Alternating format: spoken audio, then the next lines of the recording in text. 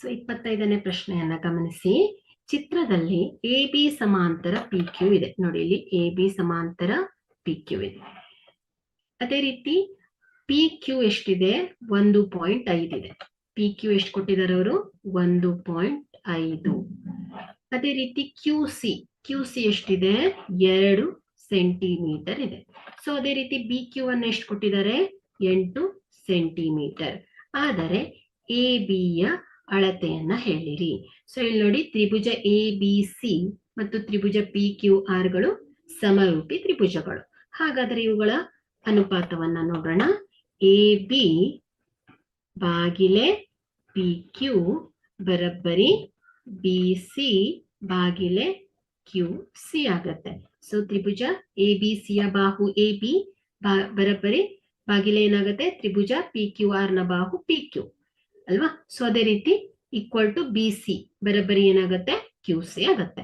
So ಇಲ್ಲಿ A B ಯನ್ನ ನಾವು ಕಂಡುಹಿಡಿಬೇಕಾಗಿರೋದು. ಬಾಗಿಲೆ ಕ್ಯೂ ಬಾಗಿಲೆ ಏನಾಗುತ್ತೆ? ಪಿ ಕ್ಯೂ ಅಲ್ವಾ? ಸೊ 1.5 ಆಗತ್ತೆ.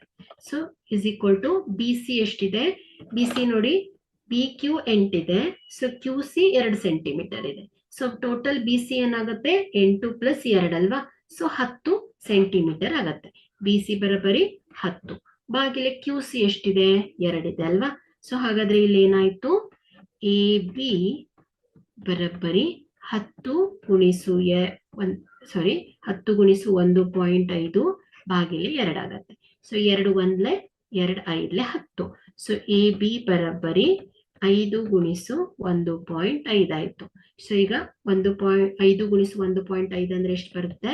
ಎ ಬಿ ಬರಬ್ಬರಿ 5 5 25 ಬಿಂದು 5 1 5 6 7 7.5 ಸೆಂಟಿಮೀಟರ್ ಆಗತ್ತೆ. ಹಾಗಾದ್ರೆ ಇಲ್ಲಿ ಎ ಬಿ ಎಷ್ಟು ಬಂತು ನಮ್ಗೆ?